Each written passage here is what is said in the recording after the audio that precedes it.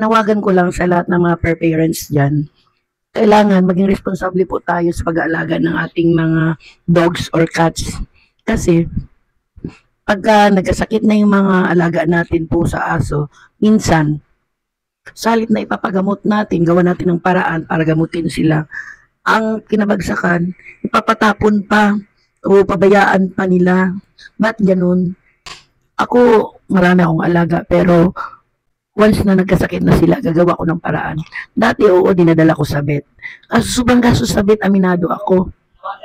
Sobrang gastos. Pero ngayon, nag-search na ako sa YouTube kung paano sila gamutin. Kaya once nagkasakit sila, alam ko na gagawin ko, inaagapan ko. Marami naman sa YouTube o yung mga mga home remedies ba. Kaya sana maging responsable tayo para wala na mga kalat-kalat sa lansangan, sa daan na mga abandonadong alaga. Kasi yun yung kaya tayo nagkakaroon ng mga stray dogs at cats dahil sa mga responsibleng owners. Kaya sa mga responsable na mga dog owners dyan, believe talaga ako kasi as a parent, hindi ko ma-attend yung alaga ko, i-abandon ako once nagkasakit na. Kasi napakasakit yan eh. Ako nga, ilan alaga kong dogs, 10 dogs. Tapos, 8 na cats. Bukod pa dyan, meron pa ako mga stray dogs na tapos dun sa ihawan ko, doon marami din stray dogs at cats. At saka doon sa bulungan, pag namimili ako ng isda, marami din stray dogs at cats doon na pagbaba ko ng sasakyan ko, ayan sa salubong na. Kaya may dala-dala ko yung pagkain, ulo ng manok, dugo ng manok, isaw, paksiw na isda. Yan, lahat niluluto ko yan sa bahay. Tinatanggalan ko ng tinik para once ipamudmud ko sa kanila, hindi sila matitinik. At saka yung sobrang mga cat foods o kaya dog food sa bahay na binibili ko, binibigay ko pa yan sa mga stray. Yan, ewan ko ba once nakakita ako ng mga stray dogs at cats, naawa ako lalo na pag wala silang makain.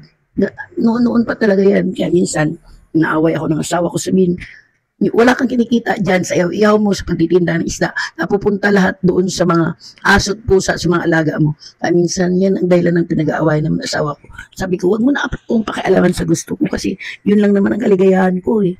Yun lang naman ang bisyo ko eh, pagpapakain sa mga alaga ko. At yung bang may malasakit sa mga stray dogs at cats, kaya pabayaan mo na ako. Alam nyo ba na kayo dyan na malulupit sa hayop, pusa o aso, huwag kayong ganyan kasi pag once malupit kayo, madamot kayo sa mga aso at pusa, madamot din yung blessing sa inyo. Yung bang kang kumita, walang blessing na darating sa iyo, o kaya mahirap kang kumita ng pera kasi madamot ka eh. Kahit nga lang sa mga hayop, madamot ka. Kaya huwag magpagdamot yung pagkain, lalo na sa mga alagang mga stray dogs at cats. At saka isa, huwag nyo lang saktan. Huwag nyo saktan at saka yung patayin. Kasi sa dami na nakapost ngayon sa social media, nakakaawa. Lalo na yung nag-viral ng tinaga. Nasaan ba ang puso mo ate? Grabe naman, kunting ano lang yan. Kunting pagkain lang, nagugutom yung aso. Ba't naman ganun yung sukli mo? Gutom lang naman yung aso, hindi makapagsalita. Gutom na, naghanap ng pagkain. Kunting pagkain lang, ipagkait pa ba yan? Ang maganda nga, nakatulong ka sa aso na tawid niya yung gutom niya. Pero hindi ka akalain ng aso na ganun pa rin sa piti ni Tiger. Mamatay siya dahil sa kunting pagkain na yun. Alam mo, si Sir Aldrich, umuwi siya ng saan ba yung probinsya ni Bicol. Tapos dala-dala niya yung aso niya. Kasi ayaw niya maiwan yung aso niya. Siyempre, mamimiss ka ng alaga mo para matamlay sila malungkot pag hindi ka kasama, mawala ka ng matagal. Kaya believe ako sa mga parents na concern sa mga alaga nila. Parang nakakataba ng puso yung ganun na mga dog owners, yung mga ma-attempt na iwan yung mga alaga nila. Kung saan sila dala-dala nila. Sana lahat ng parents ganyan na talagang concern sa mga alaga nila, mapagmahal sa mga alaga nila, at sa mga tao naman na ako ng pagkain nung nanghingi, huwag nyo lang sipa-sipain o saktan, bugawin nyo ng maayos. Pwede naman ganun eh. Huwag lang darating sa point na saktan nyo, sipain nyo, hampasin nyo, batuin nyo, paluin nyo na may pako, yung ganun-ganun. Sa panggigilaitin nyo, itakin nyo pa. Hindi masama yung ganun. Lahat tayo, nilalang ng Diyos. Mapahayop man yan. May puso damdam na sasaktan. Saka yung malaga, may buhay sila. Kaya dapat respetuhin natin, igalang natin. Bigyan natin sa kanilang karapatan nila bilang isang hayop na mahalin at alagaan. Yan lang po ang pag-uusap ko sa lahat.